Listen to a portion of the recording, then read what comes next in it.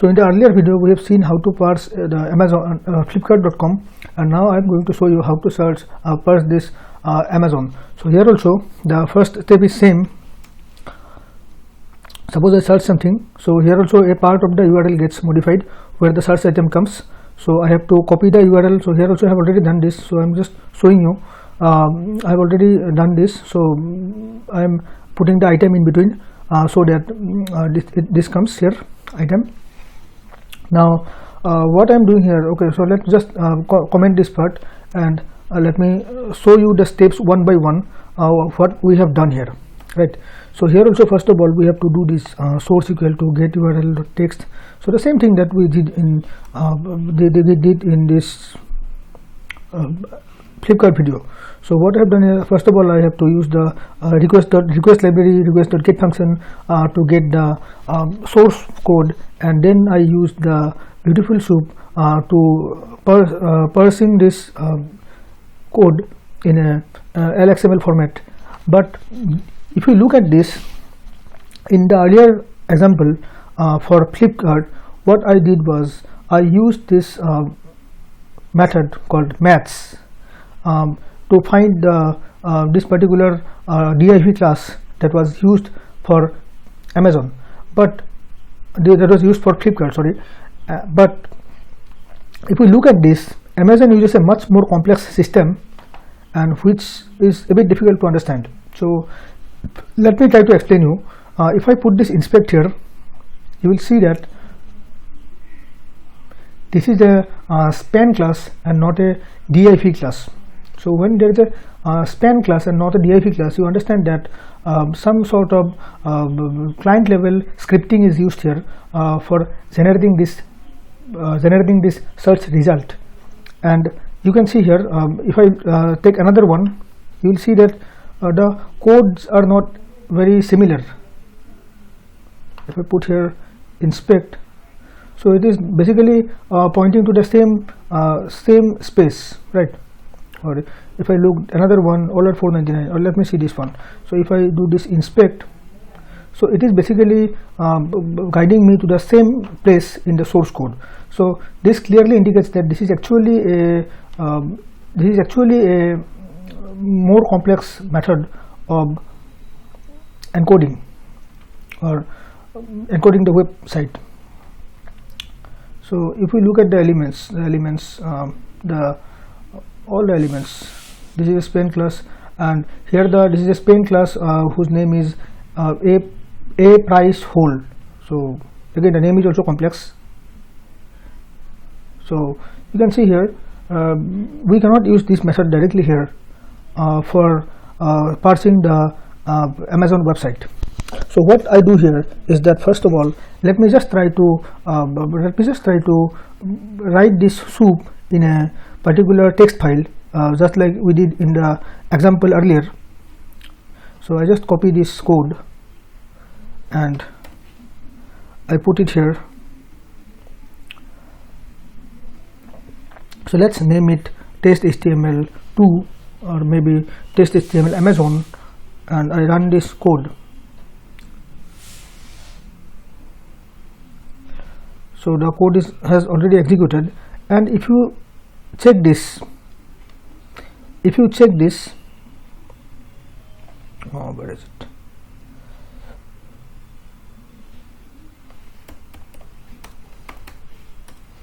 So Amazon, if you look at this, you will see that this is not giving some, okay, so this is a quite large file again. But if I want to search this, what is the name of this? This is a price hold. So if I want to search this file, a price hold, if I want to search this, so every time there is an a price hold, you will see the price 499, a price hold 449. So all these search results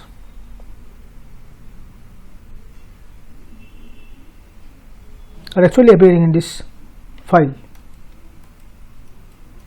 But again, it is difficult for us to parse this code directly, and for that what I have to do, I have to use this prettify function before I can actually use this. So what happens if I, instead of this, if I now use this pret equal to soup dot prettify. So I have used this prettify, and now if I want to, instead of writing this soup, what I am writing, I will write this pret. So pret I write, and now if I generate the same file, so I close this file.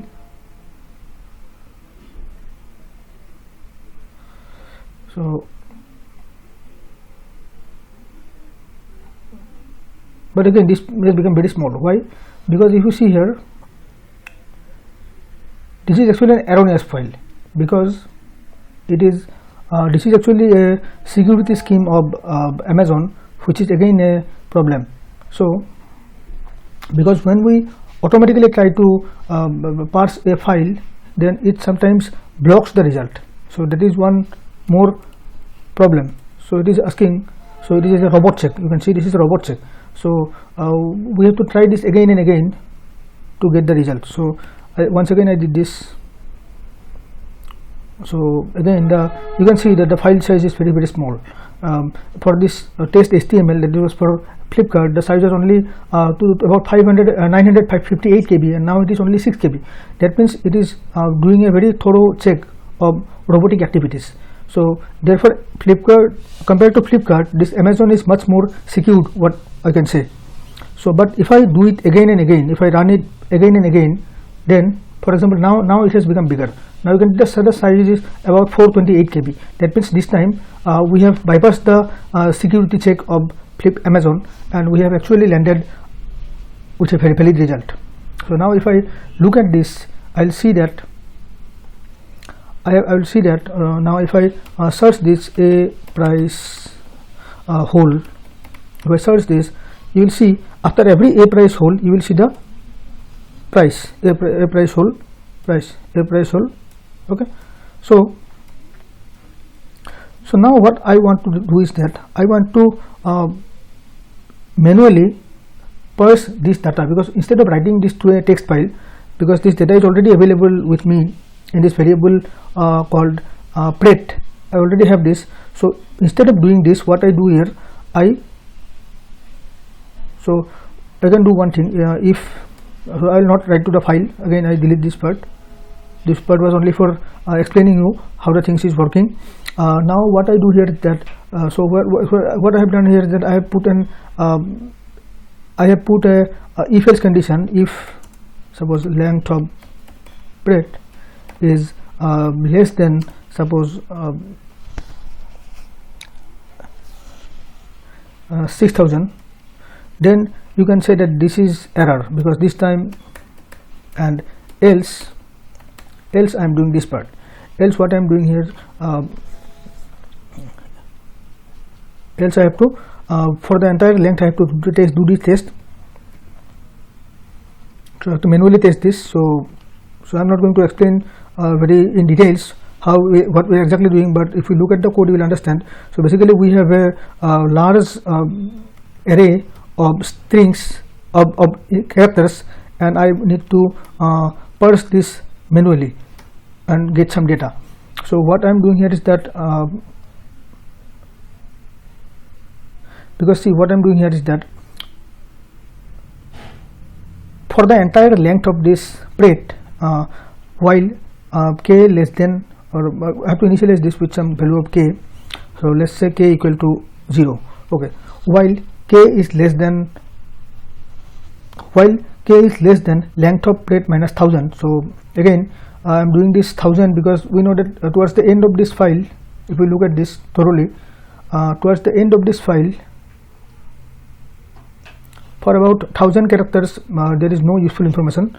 So I just want to avoid checking that, and what I am doing here is z equal to pret, that means this pret.find. So find is a function in the string class which actually finds the string inside another string.